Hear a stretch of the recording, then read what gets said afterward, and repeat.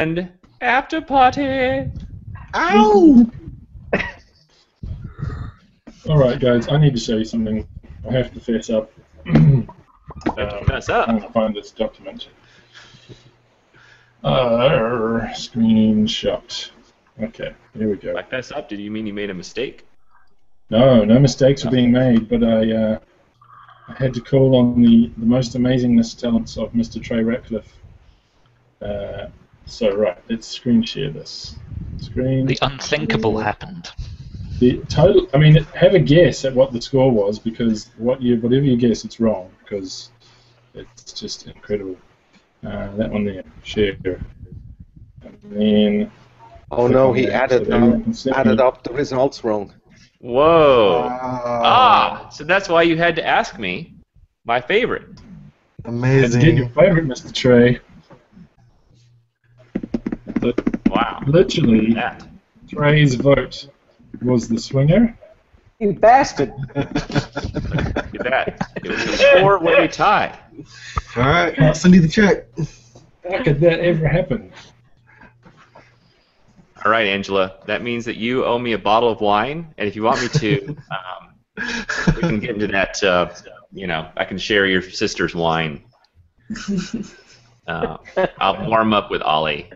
First, I have to find out if Ollie's sister also has a beard. That could be a deal killer. No, but she makes great wine. Actually, I drank some on one of the shows while you were away, and it was a funny moment because I opened it and I talked about it and I showed the label, and then I ran the Creation Wars, and near the end of the hour, it was probably an hour and 20 back then, I went to pour myself a bit more, and it was actually bone dry. So, whoops. Whoa! All right. Okay. Speaking of that, I'm gonna go get some vino of my own. Maybe some cheese and crackers. Make this a proper after party. I'll be back in about 5 minutes. Okay. You guys entertain yourselves. Okay. So I'm gonna have a wee chat. Trey was gonna talk about it, and he can talk about it when he gets back. About my new baby, this little thing here. Hey, you have it in travel mode. I do have it in travel mode. I just pulled it out of the case. It's got like the Predator or something, that kind of long, thin face. But I've flown this once due to immense family pressure of the weekend, please hang out with the children. And it was really exciting. If anyone has ever flown a drone before and you haven't flown the Inspire, I can recommend finding someone who's got one and becoming their best friend real quick. I'm going to share, although video shares really poorly on the internet, of course, through Hangouts. I'm just going to share this little clip that I made. I'll put the link up to it as well. But this was just, you'd probably see it in static because it only shares every 10th frame or something. But this was an awful lot of fun, and I left in shots of the actual drone itself so that you could see how the drone was moving through the air. And yet the picture is rock solid. I mean, it's just insane. And this is all 4K, so it was a beautiful experience to have a really nice, light, incredibly fast. It goes about 45 miles an hour. Wow. Drone to play with. And this is one flight. We've only flown it once, so I just want to take time off from my day job and spend some time playing with this. Was that a dedicated launch pad there too, Ollie?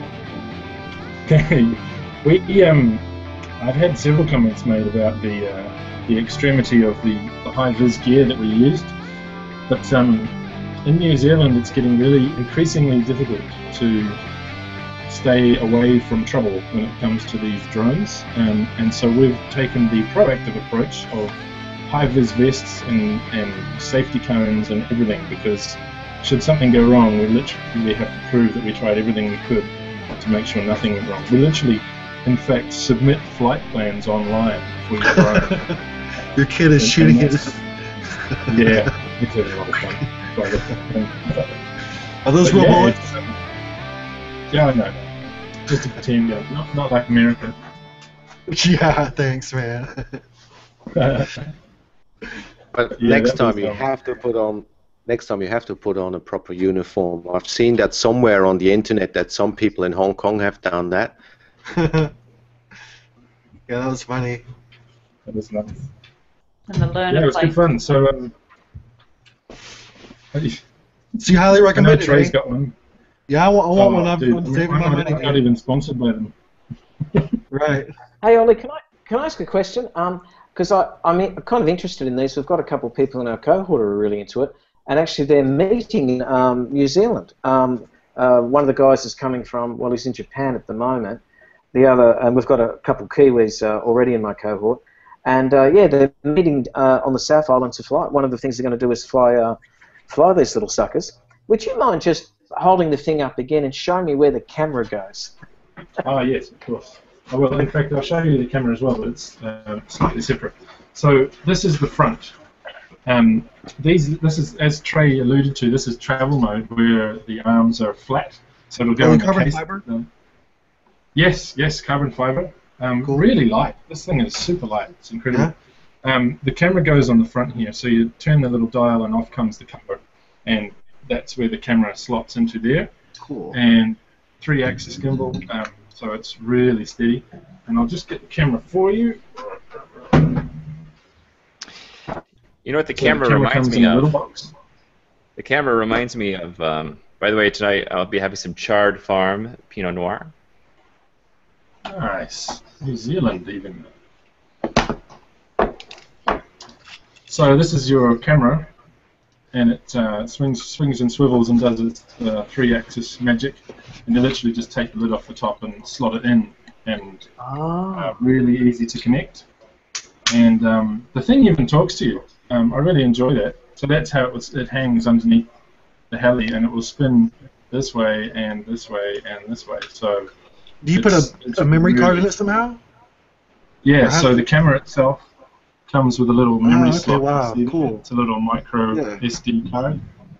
And that's how you upgrade your camera as well. If you've got new firmware, you just put it on the card and drop it in, and it upgrades everything.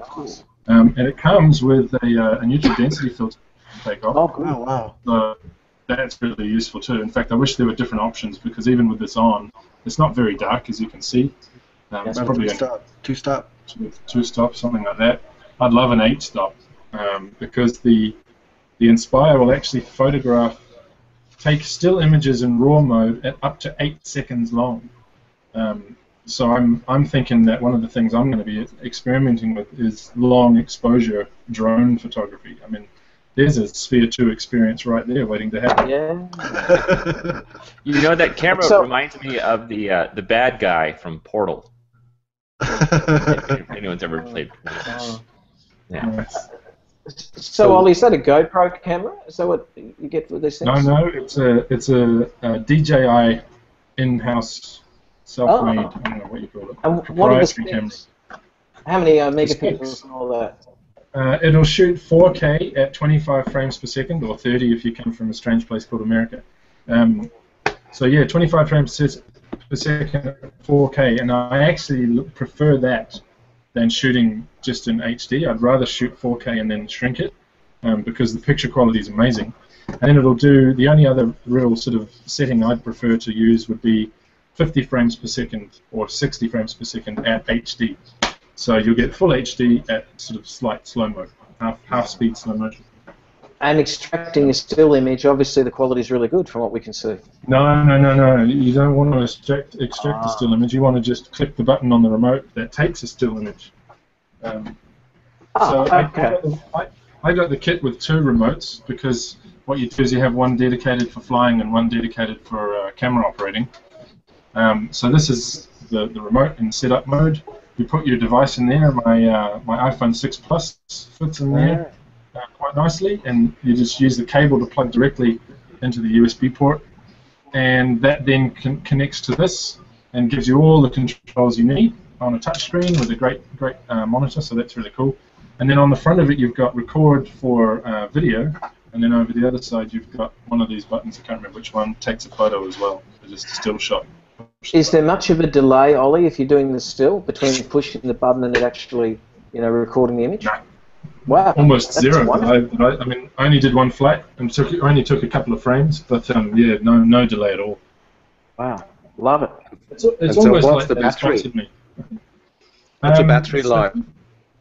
these have their own charging port as well, and they will last for ages. I bought 2 batteries. One came with it, and I bought a slightly larger one as an external, as a second battery. But I'm going to go and buy 3 more, because this 5700 milliamp hour battery will last about 22 minutes of flying time.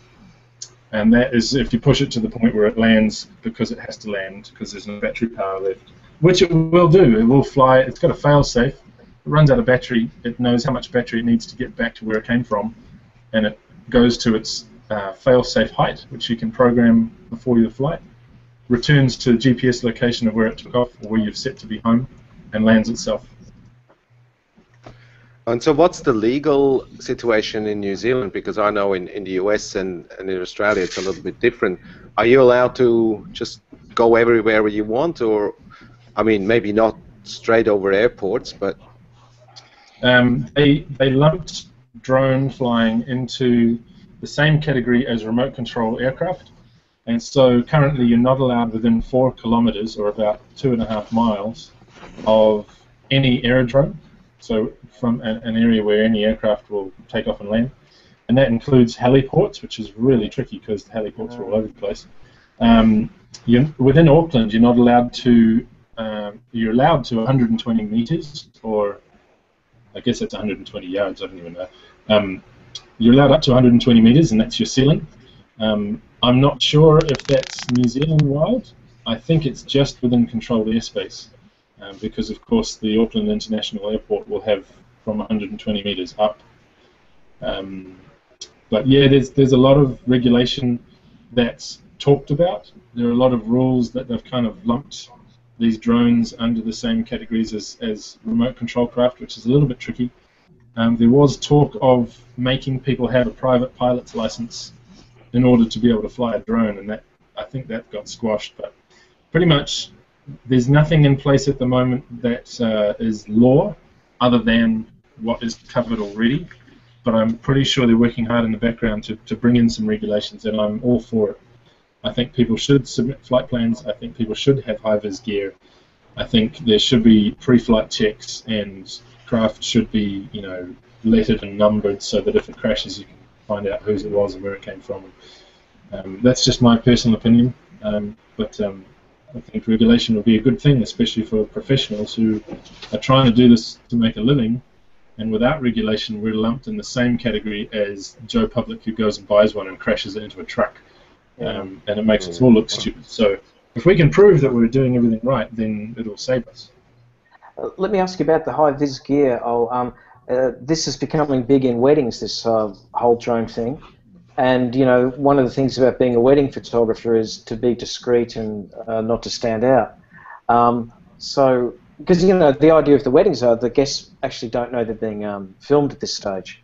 So, I guess you're filming from a distance, and, but what's the advantage? What's the practical advantage of wearing that gear? Well, I mean, sure, it's not like you're, fixing a truck on the side of the highway and you need high vis so that people can see you. But currently, without any regulation at all, if we were just wearing camo gear, standing in the bushes and trying not to be seen, it would look bad. And even if you weren't trying to do that, it's still hard to see who the pilot is. I think the pilots should be easy to spot. If you're shooting a wedding, you don't need to be standing on the altar in your high-vis gear. Hi guys, continue on without me. I'm just going to get a moving shot from the back of the church. You don't do that. You don't mind that buzzing noise. But yeah, I just think for now, while there's no regulation, we're just trying to do everything we can to the point of filming as we take off and as we land, so that should something go wrong with the craft at the time, we've got it on film. We film that we're being safe, so if anyone said, you guys are being unsafe, we can say, but no, look at this. This is proof that we're trying to be responsible. So yeah, it's litigation. It's about protecting yourself, which I think is wise. Yeah. I mean, I doubt you'll see Trey in a high-vis vest, but most responsible people should. No, he wears captain uniforms. I'm just thinking, like when you talk about Auckland, I mean, I would love to see, the flight around the Sky Tower and seeing the people coming down there on the ropes and that kind of stuff. That would be awesome footage. I just see the problem, as you said, after the fact. As soon as then some idiots see that footage on YouTube done professionally by you, and they go and buy a second-hand something, and they don't really know what to do, and the next thing is they crash on someone's head, and up and down Queen Street, there's so many people there.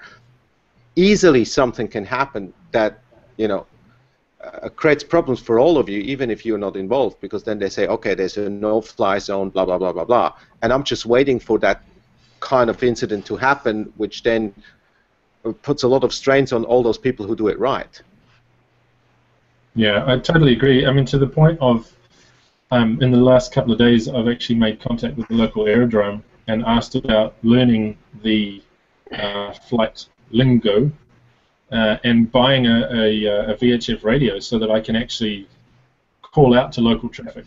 Now, if I'm in the middle of nowhere, then the flight sort of etiquette is that you call to local traffic and let local traffic know, because there may be some single-engine Cessna flying past who's doing some crop spraying or something, and he needs to know that you're there, and I need to know that he's there.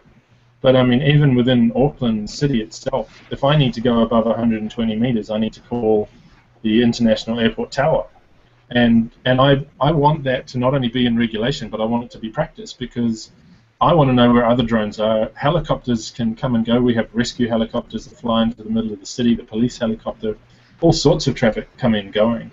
And the eventuality is that at some point one of these things is going to get swallowed up by a rotor blade or some kind of jet intake, and there's going to be a disaster. And I think that the more we can do proactively at the beginning, the longer it'll be before some major disaster happens. Just a question. Do you think that, because these drones are really light, aren't they? Do you think that there'd be much difference between, say, a kite hitting somebody in the head or one of these coming down and landing on someone? No. I mean, the same thing could happen. You get hit in the head with a kite, you get pretty ouched. But at the same time, potentially with models prior to this one's pretty solid. It's really steady. It's got fail-safe. If it loses connection, it will fly home, right? So as part of the pre-flight check, you create a home point so that should something go wrong, it's just going to be safe the whole time. A lot of other ones don't. A lot of other ones will get interfered with because their Wi-Fi connection is really weak, and so it'll get interfered with by someone's home internet getting in the way, or and they just drop. They just fall out of the sky. Yeah, they can get away from you. I mean, it's not 100% control guaranteed all the time, So I've seen them. My son has a Parrot AR drone. It's not quite what you guys have, but it has a camera, it flies and everything, but it'll fly right into your face if you let it. So you certainly have to be careful with these. These things will too, and that's where it comes down to your skill as an operator. But at the same time, in a gusty wind with this Inspire, you can let go of the controls and it will stay right where it is. It doesn't get pushed around. It needs to be really, really heavy winds to push it around. And if you face it into the wind, you get even better aerodynamics, so it's even more stable. But literally, if you get lost with your orientation or exactly which how high up you are, and you've lost your sort of view of it, you can let go of the controls, and the thing just will hover there. It doesn't go up and down, left and right all over the place. It sits still. It's really cool. So what's the next step up? They'll announce that next year at NAB. No, I meant in terms of, okay, I want to mount 36 megapixel or a 50 megapixel Hasselblad onto a beast like that, or proper film cameras. You want to fly a Phantom. Have you looked into those mega beasts? Yeah, sure. I have.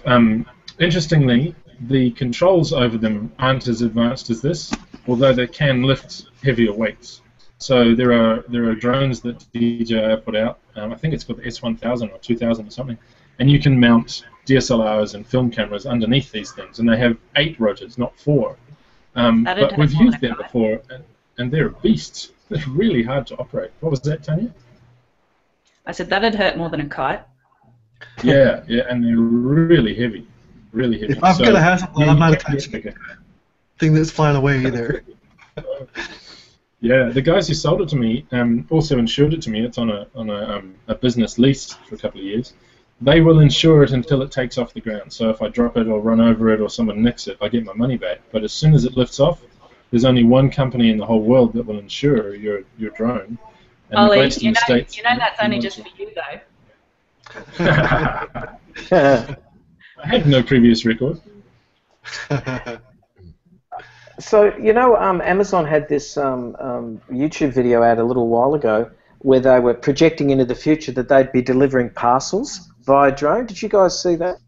Yeah. It was incredible. Yeah. So, forgetting that for a moment, it can't be too long until a city of a reasonable size has 100 or 200 people out on a Saturday afternoon flying drones. Yeah, and there's strict rules about not being able to fly over people or in a way that people would be injured. And so, in a way, that's a pain in the neck because a great shot would be over a big crowd of people looking straight down on them because that's the aerial. But at the same time, I think the regulation will inhibit that, which is what I'm looking forward to. It'll keep the skies a bit safer. Eventually, they'll need to have. See, this thing has downward-facing camera here with, I can't remember the name of it, but a way of sensing via sound where it is inside. So you can fly this thing indoors, and it's relatively safe because it can feel how far it is away from the floor, and if it flies over something, like a lounge suite or something like that, it'll know that there's something underneath it. And they do that because it loses GPS indoors, and it relies heavily on GPS to be able to track where it is. And so instead of that, it fires out some kind of sonar. I haven't looked into how they do it, but so there are ways of this thing being safer, and that's what I like as opposed to the previous models as well. But yeah, I mean they'll have to have those looking sideways. It'll have to be able to spot its own traffic. If you've got 100 drones delivering packages from DHL to your doorstep, then they're going to have to avoid each other somehow. Yeah. I think that's the next step. Is I think they'll all have a spinning lidar on top, like those Google cars. That's just always doing collision avoidance, because they'll be better than humans at avoiding collisions. And it's a pretty well-known tech now. They just have to make it light enough to fit on the drone. Trey, when you were down in Antarctica, did you actually get to fly a drone? I know you were trying to. No, I got the big kibosh on that. I was not allowed to do it. Maybe if I'm invited back, which I was pretty much on my best behavior, so I should be invited back. And then I would like to do it next time. But you have to clear it with the NSA like a year ahead of time. They're pretty serious there. I was with a group of people. We flew out on a helicopter about an hour to the mainland of Antarctica in this really awesome valley. It's called the Dry Valleys, and they have like these 6 or 7 glaciers that are spilling into the valley. It's so awesome. But anyway, I was there with the science team, and they had 2 drones with them. But they were like analyzing the soil. It was like a plane kind of drone, So they would sweep back and forth, and they would analyze the soil. But these were massive, styrofoam things, and really you got to take them off like a plane. And man, they're serious things. But so they do allow drones down there, especially like those really crazy scientific drones.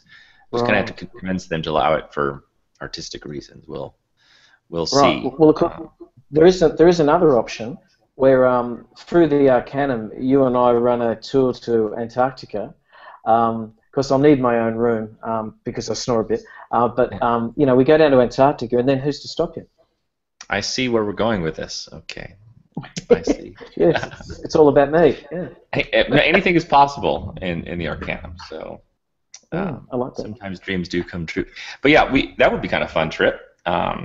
We should take a bunch of people down there. Yeah. Those boats can be fun. They can be a little rough. I hear if you hit the rough seas, it's. I've heard a lot of stories about people that they've broken bones and stuff just sitting in their rooms. People have to be strapped down to their bed sometimes for 48 hours because the seas are so rough. I mean, I've done it. Yeah. You did it? I did it. I co-ran a tour there 5 years ago, and we had that Drake Passage can be, really bad, and we certainly had a couple really rough nights. And I fell down the stairs at one stage because a wave hit the boat just as I was passing, the staircase. Yeah. And I felt bad because I had my laptop, so it kind of went into my guts and all of that. So, but it's an amazing place to go. And now you can take a flight directly from South America. You can fly down to Antarctica and back, so you don't have to do the couple days at sea each way. Yeah. I just had a friend at Google, his name's Vincent Moe, and he went to that place in Ushuaia where you fly to the peninsula, I guess. And but he went all the way there, which is a long way to go. He got there, and then they wouldn't let him fly because there's bad weather that day in Antarctica, so he never got to go. Yes. It can happen, Yeah, for sure. So I'll tell you guys a story about my drone and the Auckland airport and the SWAT team. You haven't heard this, have you, Ollie? I haven't heard this story yet, no. So I'm all suited up to fly to Antarctica. Okay, you have to actually wear your emergency weather conditions gear because you're flying down on a C-130, and in case the plane crashes or whatever, they want you to be able to survive in Antarctica for a few days before anyone can find you. So it's a huge, you have many layers of pants, many layers of shirt, and your big giant jacket. It's all furry and everything. So I'm wearing all this stuff, getting ready for this 10-hour flight, and I'm sitting in the debriefing area, right, where they show you, like, there's really weird safety video they show you. It's made by the military. It's really, so I'm sitting there in this, watching this safety video, like, how do I escape from a C-130 if I'm, like, the last survivor? This really weird, I've never seen an air safety video like it. So I'm sitting there, and there's all these people around me, sort of like this big theater, and then there's these curtains that kind of go to a hallway, and the curtains peer open, and then, like, these police peer out, and they go, is Raymond Ratcliffe here? That's my legal name. I thought, oh shit, what's going on? And then I kind of raised my hand sheepishly, and they go, will you please come with us here? I was like, okay. So I went out, and there's, like, cops everywhere. They go, will you please come with us, Mr. Ratcliffe? I said, okay. And I've got all my gear on. It's like actually a super hot day in Auckland, so I'm, like, all sweaty, and I look nervous. Of course I am nervous, but it's worse than I'm just sweating. So then we go out to the parking lot, and the SWAT team at Auckland Airport, this is where the Antarctica New Zealand expedition launches from, they're around my truck. Okay, I'm like, oh my God, what's going on? I think, like, okay, I don't have any drugs in there. I promise I didn't leave anything in there. Yeah, right. Yeah, I was in Cliff Bay's paranoia mode. So what happened is they saw that I had my drone in there. This huge black box that it came in. This was like a prototype of the one that Ollie has. This was an early one they sent me right from China. So this big Chinese scary-looking box, this big remote control on my front seat, and I wasn't supposed to park there, which I knew ahead of time. But I'd given the keys to the lady that runs Antarctica New Zealand. I said, okay, I put my car there. Will you please move it to the right spot? So I'd given her the keys an hour before. She had not moved it. So anyway, they were all, like, super alert, and so I thought, okay, this is big trouble. I'm going to miss my flight to Antarctica. There's a lot of drama, so on and so forth. And this main, these guys, I don't know if you've dealt with a SWAT team much, but pretty much the guy that you talk to, he's all business, all right? Mm-hmm. They don't appreciate any jokes, not that I made any, but I immediately got the impression that you just don't want to, befriend this guy, all right? But I was a little bit jovial. I wasn't too nervous. I was a little bit smiley and pretty smooth or whatever. So anyway, I went and opened the trunk or the back seat. I got out this big box, and they were all, like, high alert as I slowly opened the box. And then I pulled out the quad just like Ollie just did. I said, look at this thing. It's totally awesome. I started showing the features and stuff. I said, I'm just a photographer. I parked the car here. I'm getting ready to fly down to Antarctica. This lady over here was supposed to move my car, but she forgot to. She vouched for me. She goes, I'm sorry. Yeah, so I was literally, like, 5 minutes away from missing this plane because of this happenstance drone issue. In fact, like, as I was getting on the plane, like, we take this bus to the plane, my wife calls me. She goes, Trey, the police are calling the house. What did you do? And I said, nothing. I'm innocent. Of course, she assumed the worst. She assumed that I was guilty. That was the base assumption. The base assumption was not like, how can I help you, or what happened. It's like, what did you do? Well, I have a very similar, well, not was similar story, but I actually ended up in trouble because I did the wrong thing. I tried to be funny. Because we were checking in Whitsunday Islands, just coming back from a big shoot in the Great Barrier Reef, and I'm checking in and I'm tired. And this lady looks at me, and she looked like a 200-year-old dragon. Looked at me and said, do you have anything? Did you pack it yourself and everything? And I said, look, if I would seriously have explosives in this suitcase, do you think I would tell you? Oh my God, wee, put your hands behind your back, come with us.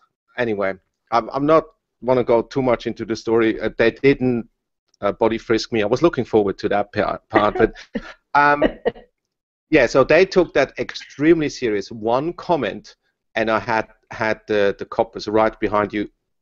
Can you please come with us, sir? Leave your hands where we can see them. So one comment, one stupid Swiss person trying to be funny. That was it. I nearly missed my plane. Wow. That's crazy. And of course, you should have seen how quiet everybody was in the row behind me. Everybody's like, hey. Yeah, I bet they were quiet.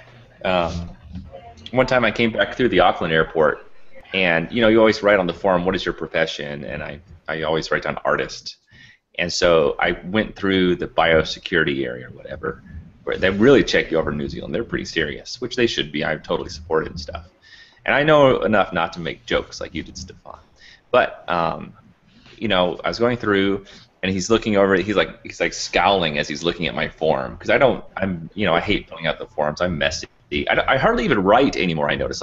So whenever I start writing, I feel like a 5-year-old that's still learning his characters. I type all the time.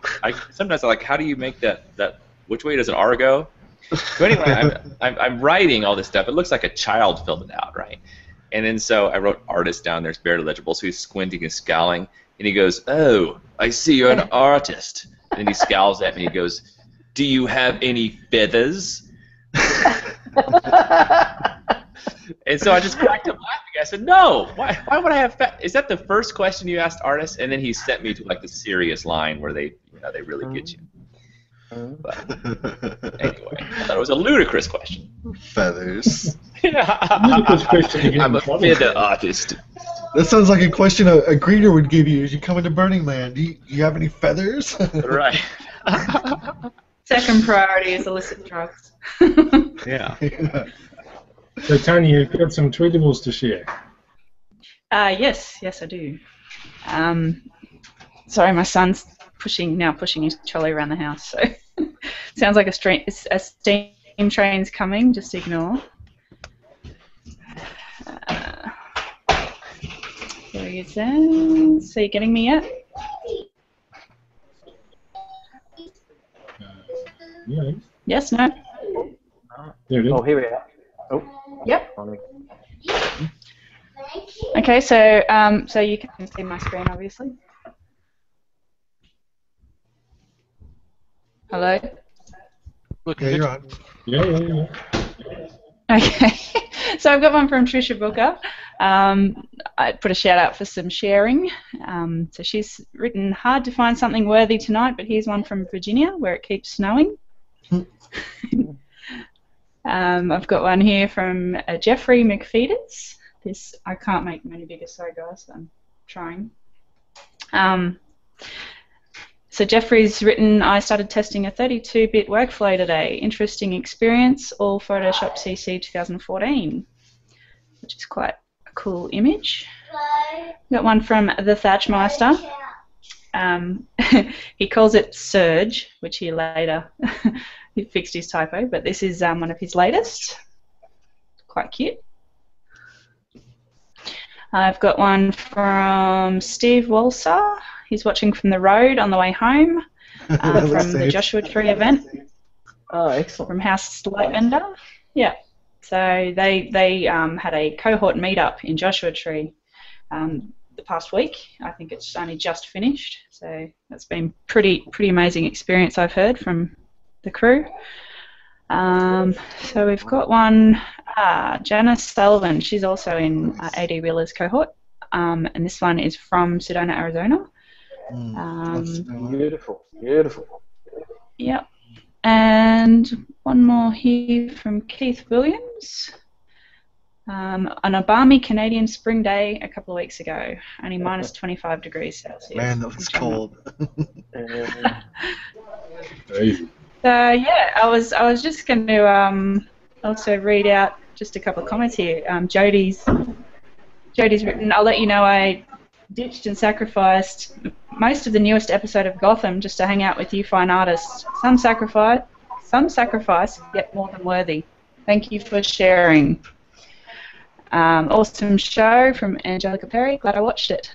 So there you go. Some feedback. Nice. You made 2 people happy. That's all that matters, right? Sorry? We made 2 people happy. That's all that matters. No, that was only the top 2. There was a lot more comments. That was on the event page. Hey, I've got to shoot off, so I'm going to mute myself and walk away. You guys keep chatting, and Stu will tell me when the broadcast should end via text message or something. No worries, Al. I'm going to go get my way. Thank you, guys. Nice to see you back. Thanks, everyone else, for coming on today. All right. See you, Ollie. Thanks, Al. See you later. See you soon. Thanks, Ollie.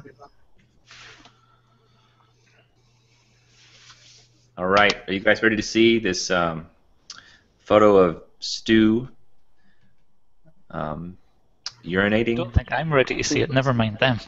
Let me just put my safety glasses on first. A moment.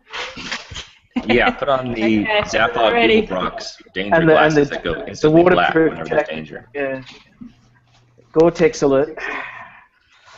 Okay, let me share my screen. Does this need any... Why don't you tell a story about what happened here, Stuart, before I show the photo?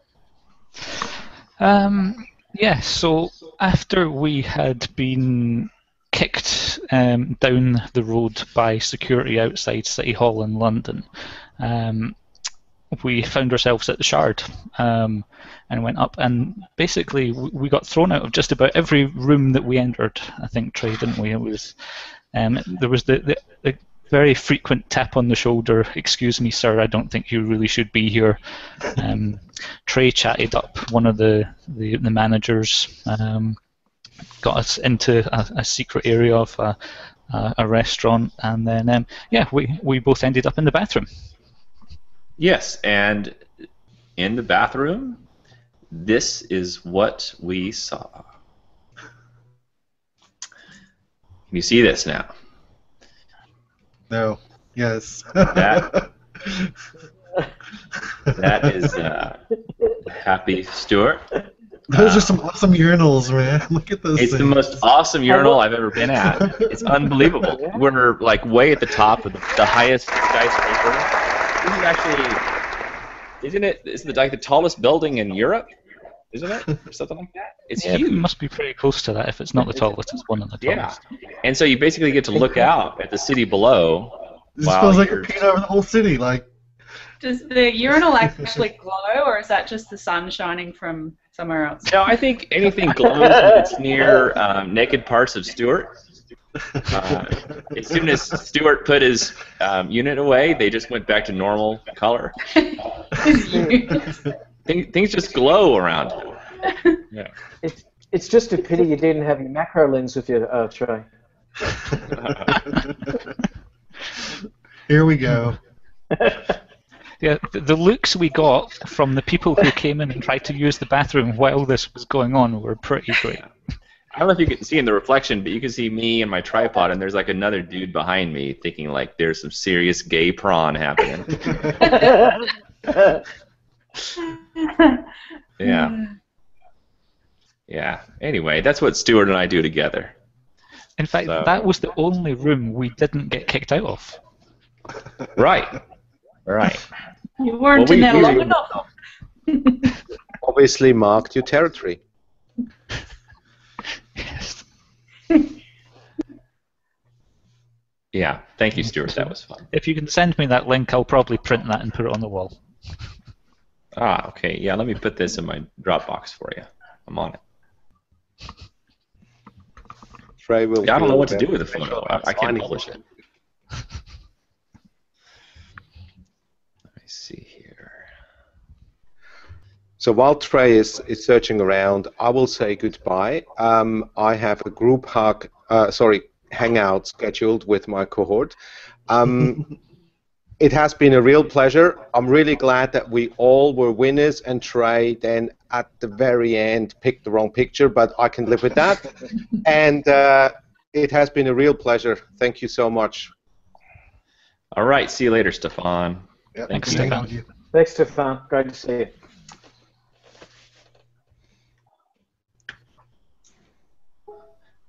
Does anyone else have any news they want to share? Any questions, ideas, thoughts? May I I'm just really not share? sure how anyone follows that picture tree. It's Yeah, it's hard to follow. I'd just like to share a revelation from today, if I may. That in case anyone didn't catch it earlier, that Trey Ratcliffe's real name is Raymond. Yep, That's true. I've known for Yeah. a while. But yeah. Such a Yeah. stern aspect to it now, doesn't it? Yeah, Everybody very loves true. Raymond. Yeah. Yeah. I have something to share, if that's okay. Sure.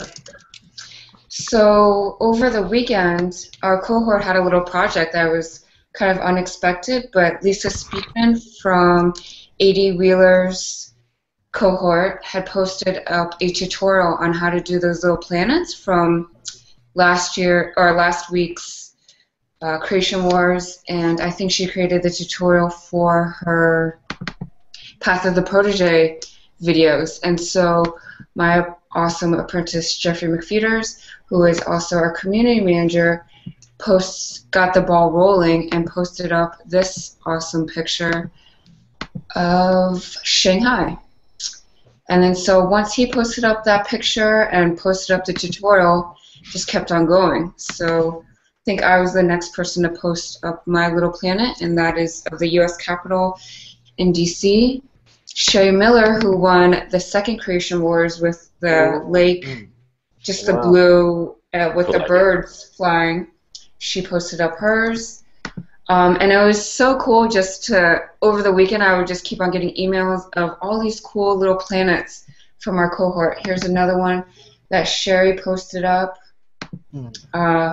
Here's one of Wafas. I'm not exactly sure where this is, but I'm assuming somewhere in Canada. And then this is one from Bruce Kingston from Perth. We also have two sisters in our cohort, and it's really interesting to see what those two come up with, just because they go shooting all the time, but their images are always so different, and they're usually of the same scene. So this is one from Gail, and her sister Cheryl Trinick came up with this one. A second one that Cheryl submitted was this one. It's of these telephone poles, but also a whole bunch of birds on them. And George posted this one up, which I thought was really nice with all the beautiful colors. He posted this second one up. And then we have David Heim, who posted this cool one of the trees going on over there.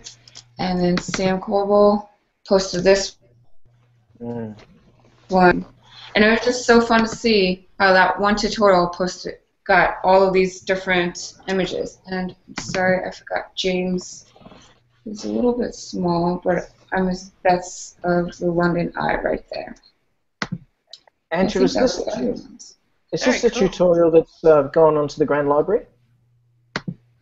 I'm not sure if it's in the Grand Library, but it is definitely on YouTube, and I will search for that link and post it to you. That would be wonderful. Thank you. Also on Yeah. her website, the lisaspeakmanphotography.com. It's there as well. Great. Very cool. Angela, any big trips for you coming up? Any adventures?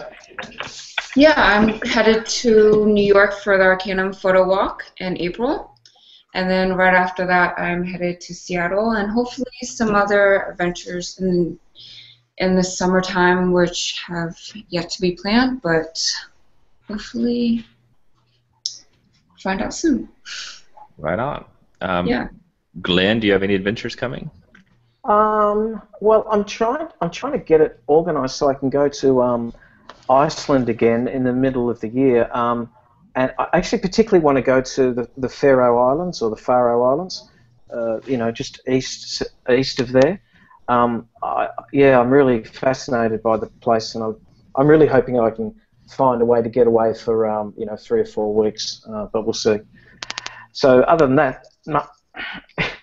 Right. Okay. Very cool. Stefan, any adventures planned for you? He left. Oh, he did? Oh. Yep. Oh, yeah, I forgot he left. Okay. My bad. He's probably off on an adventure right now. All right, anything else? You guys want to wrap it up? Any final words?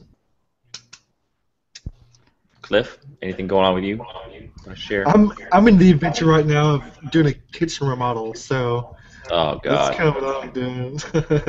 Pulling up floors, scraping popcorn off ceilings, stuff like that. Lots of fun. Oh, man. That's a mess. Will you be here next week, Trey?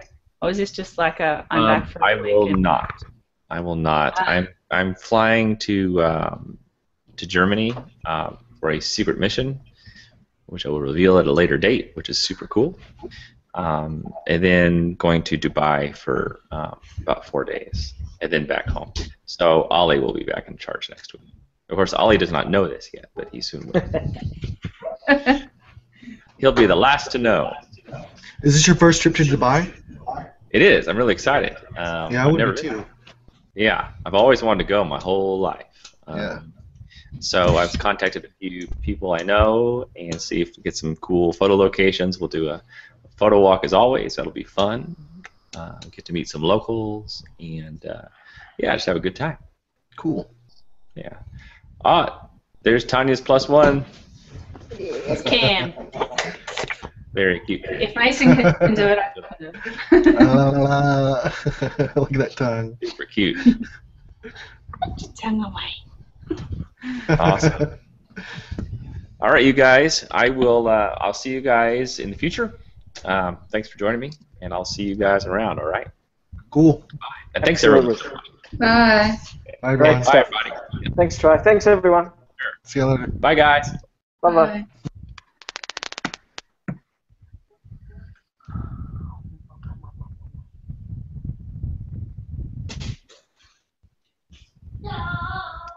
I'll let Ollie know Ollie's- that you can end the broadcast now. Yeah. Okay. Bye. Bye.